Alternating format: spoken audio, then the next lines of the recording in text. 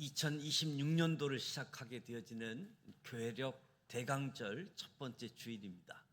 성탄절 앞둔 4주간 인류의 죄 문제를 해결하기 위해서 이 땅에 오신 예수 그리스도, 마지막 심판에 주로 오실 예수 그리스도를 묵상하면서 은혜 받는 절기입니다. 큰 은혜가 우리에게 주어지고 하나님의 은총, 하나님의 긍휼히 여겨주심, 하나님의 평강이 가득한 한 해가 되기를 축복합니다. 오늘 저는 알고 있는 바를 더 확실하게 우리의 믿음이 어떤 기초에 서 있는지 점검하면서 은혜를 나누고자 합니다. 우리 중에 이루어진 사실을 믿습니까? 누가복음은 1절 우리 중에 이루어진 사실에 대하여 라는 말씀으로 시작하고 있습니다. 지금부터 자기가 쓰려고 하는 이야기가 동화나 전설 혹은 공상과학이 아니라고 돌직구를 날리는 거지요. 내가 지금부터 하는 이야기는 역사적으로 실제 일어난 사실이다. 다들 똑바로 들으라 라고 1절을 시작하는 거지요. 예수님은 신화 속의 인물이 아니라 실제로 이 땅에 오셨던 역사적 인물입니다. 기독교 신앙은 바로 이 역사적 사실 위에 서 있습니다. 가끔 이런 분을 뵙습니다. 저는 하나님이나 예수님은 못 믿겠어요. 그러나 마음의 평안을 얻고 싶어서 교회에 나오고 있습니다. 저는 죄송하지만 정직하게 말씀드리면 시간 낭비이지요. 예수님이 실제가 아니라면 여기 앉아 있는 것이 무슨 의미가 있겠습니까? 거짓이 주는 평안은 결국 거짓일 뿐이지요. 진짜 사실만이 진짜 평안을 주게 되어집니다. 성경이 제시하는 놀라운 역사적 사실 앞에서 예수가 진짜 하나님의 아들인가 아닌가, 이 기독교라고 하는 것이 지적으로 믿을만한가? 만약 진짜라고 한다면 제대로 믿어보고, 아니라면 가감하게 그만둬도 괜찮은 거지요. 하지만 놀라운 것은 이처럼 정직하게 탐구했던 사람들이 결국 예수님을 믿게 되었다라고 하는 사실이지요. 예수는 역사다, 이 책을 쓴 스토로벨 목사님은 예일대 출신의 시카고 트리븐 편집장이었습니다. 한마디로 똑똑하고 냉소적인 무신론자였던 거지요. 어느 날 아내와 딸이 예수를 믿자, 아니 말도 안 되는 것을 어떻게 믿을 수 있느냐, 아내와 딸의 신앙을 깨트리기 위해서 기독교는 사기이다, 이것을 밝히려고 언론인으로서 탐사 보도를 시작합니다. 10개월 이상 파헤쳤는데 결론이 무엇이었느냐? 본인이 예수님을 믿게 된 거지요. 결국 목사님이 되셨고 그분의 탐구서가 전 세계적으로 14,000부나 팔려나갔습니다. 한국어로도 번역되어져 있는데 예수는 역사다라는 책이지요. 스탠 텔치는 유대인이었습니다. 대부분의 유대인은 예수를 믿지 않습니다. 그런데 이 사람의 딸이 대학에 들어가서 교회를 다니기 시작합니다. 분노한 스탠 텔친이 기독교가 사교라고 하는 것을 밝혀내려고 기독교를 조사하기 시작합니다. 그러다가 이 사람도 예수를 믿습니다. 이 사람도 목사가 되셨습니다. 이 사람이 쓴 책이 배신자, 유대인이었다가 예수 믿고 목사가 된 사람이지요. 우리나라 MBC 앵커였던 조정민 아나운서를 아십니까? 이 사람의 아내가 갑자기 새벽 기도회를 나가더랍니다. 왜 저러나? 새벽형 인간도 아닌데 새벽 기도를 나간다고 하니까, 새벽에 등산 간다고 나갔던 아내들의 불륜을 저질렀던 뉴스 기사가 생각나고 의심이 들어서 새벽 기도 가는 아내의 뒤를 밟기 시작했습니다. 기도 시간에 보니까 방언 기도하는 모습을 보고, 야, 이게 다 미쳤구나, 사교 집단이구나.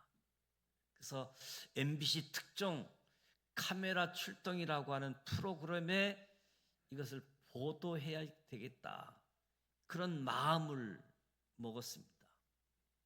그런데 이 사람이 얼마 후에 예수님을 영접하고 지금 목사님이 되셨습니다.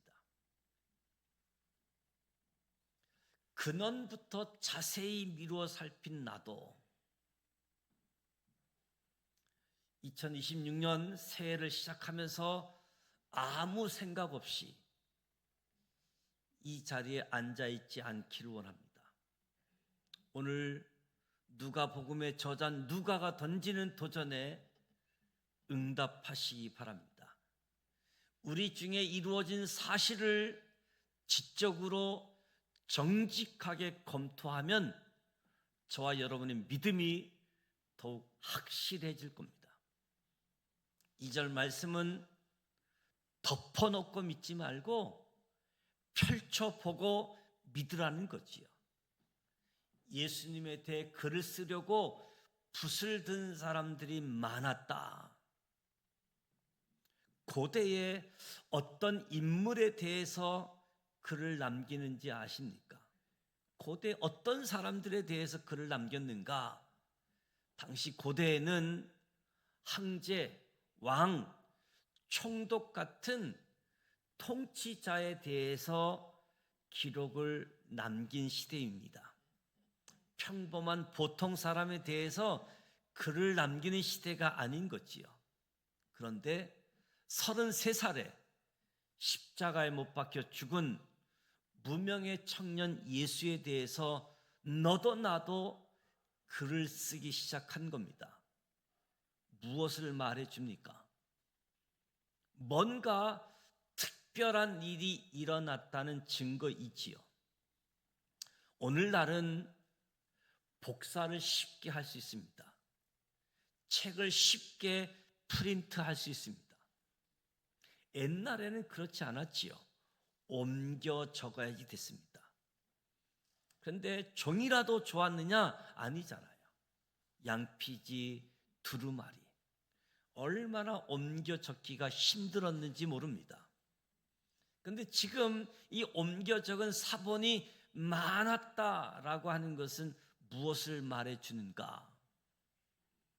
내가 이 책을 읽었는데 나만 읽으면 안 되겠다.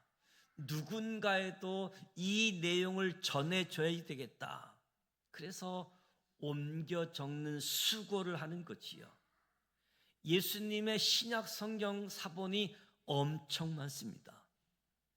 신약 성경이 쓰여진 당시에 다른 고대 저술들의 사본 개수와 신약 성경의 사본 개수를 비교하면 신약 성경 사본이 엄청나게 많은 거지요.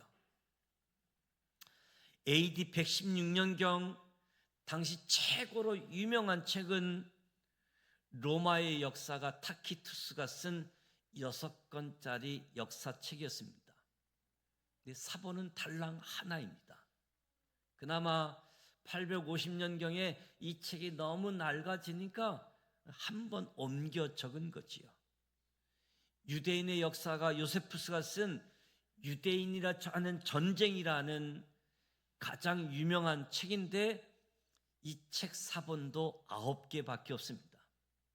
근데 예수님 그 당시에 비교할 만한 대상이 없어서 인류 역사 전체를 학대해 볼 때 가장 많은 사본을 가진 고대 문헌은 호모가 쓴 일리아드입니다. 고대 히랍 세계의 필독 도서라고 할 수 있는데 일리아드의 사본이 꽤 많지만 단편으로 643개, 많은 거지요. 근데 신약 성경의 사본은 몇 개인지 아십니까? 신약 성경의 사본은 24,000개. 무엇을 말해줍니까? 이건 나만 읽으면 안 되고 다른 사람도 읽을 수 있게 해줘야 되겠다. 옮겨 적기 시작한 거지요. 펜을 든 사람들이 많았던 말 자체가 엄청난 것을 말해주는 겁니다.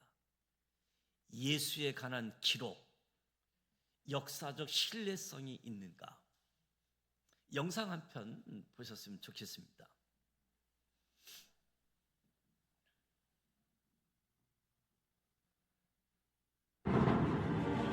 예수에 관한 기록, 역사적 신뢰성이 있는가?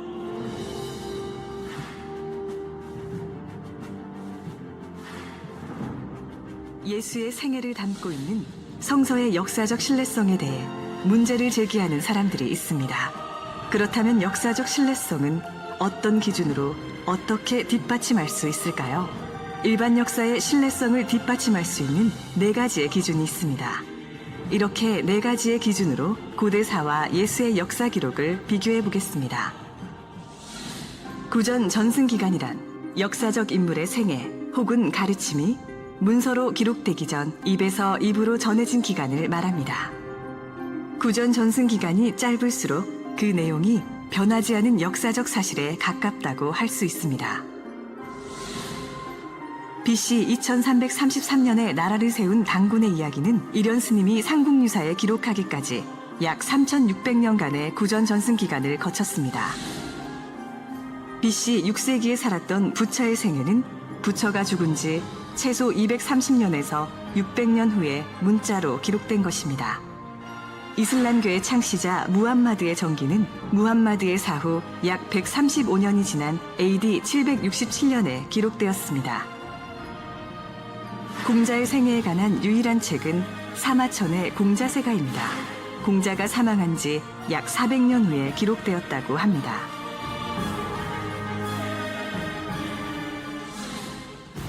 알렉산더 대왕의 기록은 그가 죽은 지 약 400년 후 아리안과 플루타크에 의해 쓰였습니다. 예수와 동시대에 살았던 로마 황제 티베리우스에 대한 기록의 구전 전승 기간은 얼마나 될까요? 황제에 관한 중요한 역사 기록들은 티베리우스 황제가 사망한 지 약 80년 후에 기록되었습니다. 당시 로마의 황제와 도저히 비교될 수 없는 이스라엘의 무명 청년 예수, 신약 성서에 나오는 예수의 생애와 가르침은 그가 죽은 후 약 30년에서 60년 사이, 그리고 예수에 관한 사도 바울의 가르침은 예수가 죽은 지 약 18년에서 35년 사이에 기록되었습니다. 고대 동서양의 역사적 인물에 대한 기록의 구전 전승 기간과 예수 이야기의 구전 전승 기간을 비교해보면 예수에 관한 역사적 기록이 가장 짧다는 것을 알 수 있습니다. 예수에 관한 기록은 구전 전승 기간이 짧은 만큼 높은 역사적 신뢰성을 지닌다고 할 수 있습니다. 원본과 필사본 사이의 시간 간격. 구전 전승 기간을 거친 후 기록된 고대 문서의 원본들은 일일이 손으로 베껴 적어 후대에 전해졌습니다. 이때 원본과 필사본 사이의 시간 간격이 적을수록 그 내용이 원본 그대로일 확률이 높아지게 됩니다.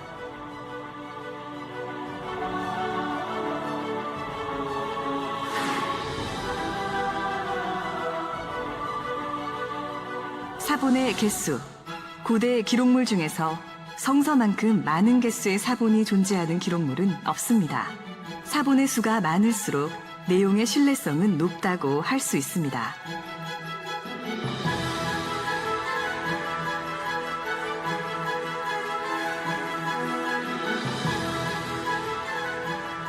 사본들 간 내용의 일치성. 신약 성서는 사본도 매우 많지만 사본들끼리 서로 비교했을 때 그 내용이 놀라울 만큼 일치한다는 것을 알 수 있습니다. 일반 역사의 신뢰성을 가늠하는 4가지 잣대로 살펴본 예수에 대한 기록의 신뢰성.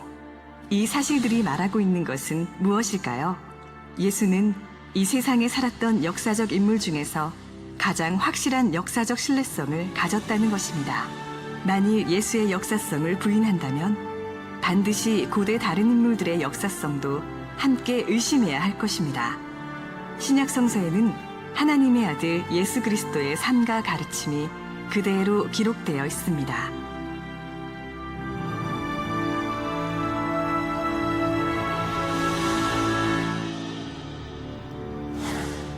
역사적 예수 신뢰할 만한가? 영상이 여러분의 도움이 되었으면 좋겠습니다. 누가는 3절에 그 모든 일을 근원부터 자세히 미뤄 살핀 나도 본인을 소개하지요. 누가의 직업은 의사입니다. 골로새서 4장에 보게 되어지면 사랑받는 의사 누가와 또 데마가 너희에게 문안하느니라. 누가는 사랑받는 의사였습니다. 누가를 본받고 싶어졌습니다. 직업 의사가 본받고 싶은 것이 아니라 사랑을 받았다라고 하는 것이 본받고 싶은 거지요. 사랑받은 의사 누가가 이 누가복음 복음서를 쓰고 있습니다. 이것이 왜 중요하냐 하면 초대교회에 살았던 성도가 누군가에게 편지를 하나 건네받았는데 편지를 쓴 사람이 사랑스러운 사람 누가였다. 그러면 더 읽고 싶어질 겁니다. 만약에 누가라고 하는 의사가 있는데 아주 성격이 개팍하고 짜증 많고 불평 많은 사람, 그런 사람 있잖아요. 그런 누가였다라고 한다면 누가가 쓴 복음서인데 한번 읽어봐. 아마 저는 안 읽었을 가능성이 높을 것 같습니다. 눈살부터 찌푸려졌을 것 같습니다. 메신저와 메시지가 분리되지 않는 거지요. 똑같은 말을 어떤 사람이 전하느냐에 따라서 매우 큰 차이를 만들어냅니다. 저와 여러분은 원튼 원하지 않든 믿지 않는 사람에 대해서 예수님에 대해서 이야기를 전해주는 메신저라고 할 수 있습니다. 나는 다른 사람들에게 어떤 사람으로 비춰지는 인물인가 한번 자기 자신을 돌아보면 좋겠습니다. 나도 정말 누가와 같이 사랑받는 사람이라고 한다면 내 말을 사람들이 더 잘 들을 가능성이 높은 거지요. 웃는 얼굴에 감사가 있고 칭찬이 있고 격려가 있으면 주변에 사람들이 모이게끔 되어져 있지요. 환한 얼굴에 불평이 많고 비난이 많고 셈이 많으면 가까이 있던 사람들도 흩어지게 되어집니다. 나는 사람을 모으는가? 사람을 흩는 사람인가? 사랑받는 사람, 항상 웃는 얼굴, 입만 열면 감사하다고 하고 누군가를 칭찬하고 격려하게 되어지면 내 주변에 사람이 모이게 되어집니다. 사랑받는 사람이 되어지는 거지요. 누가가 그런 사람이었던 것 같습니다. 반면에 항상 환한 얼굴에 입만 열면 불평하고 누군가를 비판하고 비난하고 질투가 많으면 가까이 있던 사람도 떠나게 되어지고 흩어지게 되어지고 사랑받지 못하는 사람이 된다는 거지요. 저와 여러분은 사랑받는 누가와 같은 예수님의 증인이 되시기를 주님의 이름으로 부탁드립니다. 이 누가복음의 저자 누가가 또 한 권의 책을 쓰지요. 사도행전을 기록하게 되어지는데, 사도행전을 보게 되어지면 이 누가가 굉장히 객관적으로 저술을 합니다. 그런 가운데서도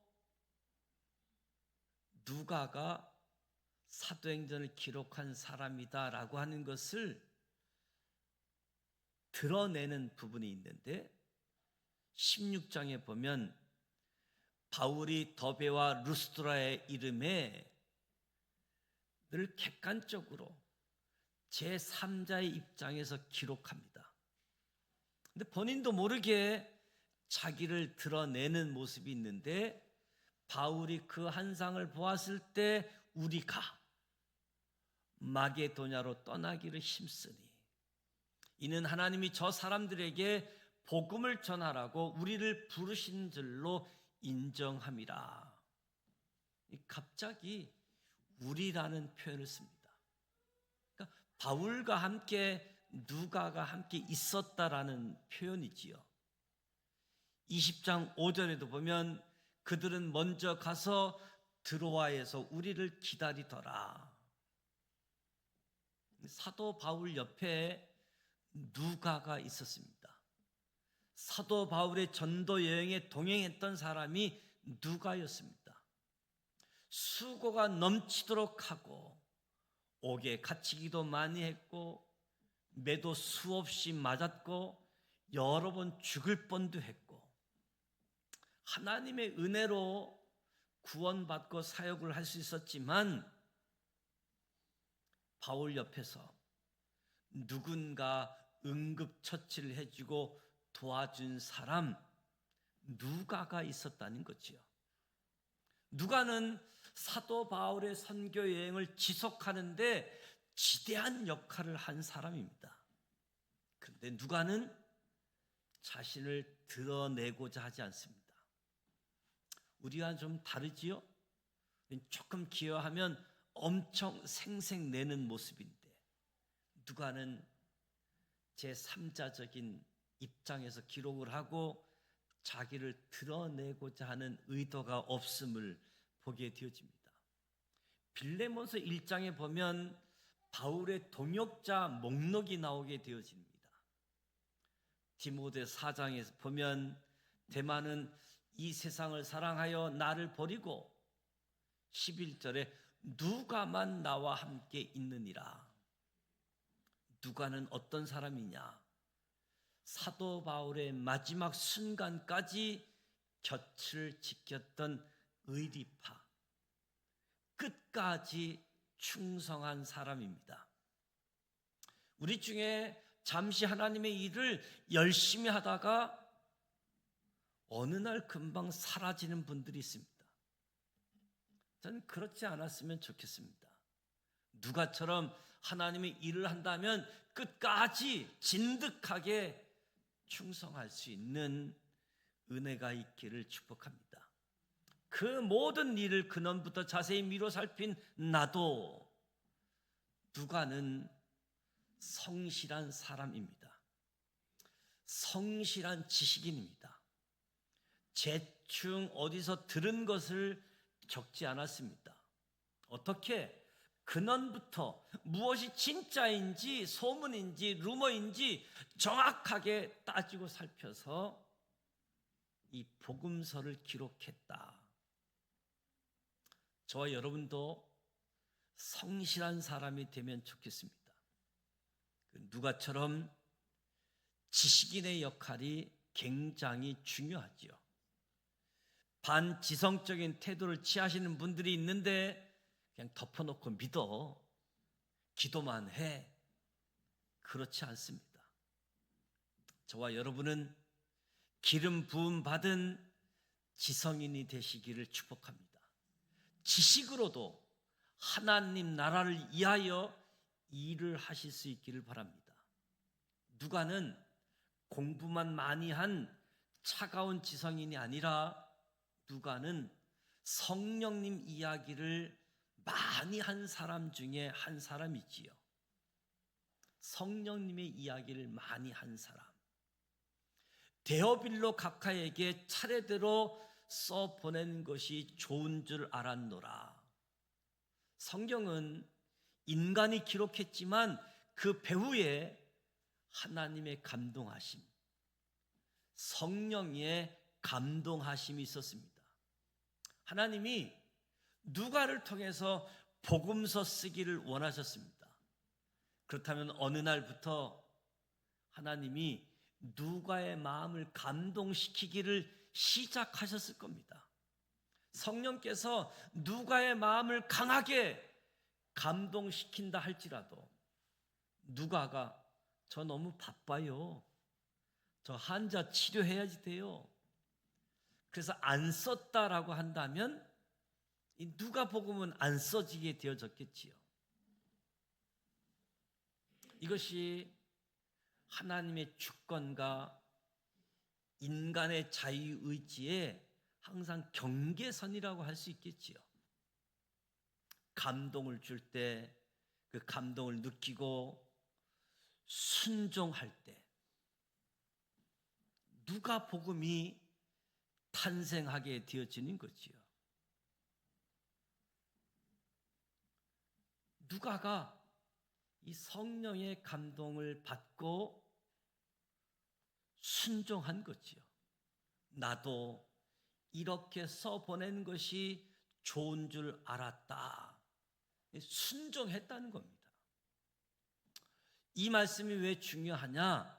오늘도 성령님은 때때로 저와 여러분의 마음을 감동시키십니다. 정말입니다. 저와 여러분의 마음을 감동시킬 때 헌신해라. 너가 이것을 해라. 너가 헌금을 해라. 이런 마음의 감동을 주실 때 누가처럼 순종해 보시기 바랍니다. 순종을 하려고 하면 감당할 힘을 주십니다. 순종을 결정하게 되어지면 하나님의 영광을 체험하게 되어집니다. 누가가 순종하기로 결정했기 때문에 자기가 쓴 글이 누가복음으로 성경에까지 기록되어졌습니다. 누가는 상상도 못했을 겁니다. 그냥 데오빌로 한 사람에게 썼는데 오늘날 수많은 사람들에게 읽히게 될 줄 어떻게 알았겠습니까? 하나님이 감동을 주실 때에 한번 순종해 보시기 바랍니다. 하나님이 감당할 힘도 주시고 영광도 체험하게 되어집니다. 저와 여러분도 지나온 시간들을 돌아보면 하나님이 주신 감동이 얼마나 많았는지 우리는 그때그때마다 상황을 이야기하지요. 할 수 없습니다. 핑계를 대지요. 그래서 영광을 체험하지 못하게 되어지는 겁니다. 말씀을 통하여 순종한 누가가 경험한 그 하나님의 나라를 체험하는 은혜가 저와 여러분에게 펼쳐지기를 원합니다. 3절 후반부에 데오빌로 각하에게 차례대로 써보내는 것이 좋은 줄 알았는데 수신자가 데오빌로 각하, 당시 벨릭스 각하, 베스토 각하, 로마 총독에게 쓰는 표현이지요. 데오빌로요. 로마 총독이거나 그에 준하는 높은 직위에 있는 사람인 거지요. 근데 이 데오빌로와 누가 사이에 호칭의 변화가 있습니다. 윗사람과 아랫사람의 호칭의 변화. 윗사람인 데오빌로가 누가에게 나를 더 이상 각하라고 부르지 말라고 했을 겁니다. 데오빌로 각하가 누가가 써준 누가복음을 읽습니다. 그러면서 그의 삶의 변화가 일어나지요. 아, 예수 안에 우리가 다 형제이구나. 누가에게 더 이상 나를 각하라고 부르지 말라고 해야지 되겠구나. 그래서인지 누가가 다음 편지 사도행전을 기록할 때는 데오빌로여 이렇게 기록하고 있습니다. 누가에서는 데오빌로 각하여, 사도행전에서는 데오빌로여. 신분이 낮은 사람을 호칭을 마음대로 할 수 없는 거지요. 데오빌로가 누가복음의 한 책을 읽었을 뿐인데 그의 삶에 변화가 일어났습니다. 저와 여러분도 성경을 많이 읽지 않았습니까? 예수님을 수십 년간 믿어도 변화가 없는데, 예수를 진짜 믿는다면 데오빌로에게 있었던 변화가 저와 여러분에게도 있어야 할 줄로 믿습니다. 마지막 4절입니다. 이는 각하가 알고 있는 바를 더 확실하게 하려 함이로다. 누가복음에 기록한 목적이지요. 설교하는 목적도 여러분이 알고 믿겠지만 더 확실하게 알고 있는 것을 더 확실하게 믿으라고 말씀을 전하는 겁니다. 누가처럼 저와 여러분이 사랑받는 증인이 되시기 바랍니다. 겸손한 조력자가 되시기 바랍니다. 성령의 감동에 순종하시기 바랍니다. 우리는 2026년 대강절 첫 주일을 시작하면서 우리 중에 이루어진 사실, 우리가 알고 있는 믿음 더 확실하게 예수 그리스도를 믿고 그 확실한 믿음이 우리의 삶을 변화시켜야 됩니다. 예수님은 역사적 사실입니다. 누가처럼 사십시다. 성령의 감동에 순종하는 증인이 되십시다. 오늘 말씀을 통해서 저와 여러분의 삶에 진짜 변화가 일어나는 그런 은혜가 주어지기를 주님의 이름으로 축복합니다. 기도합니다. 하나님 아버지,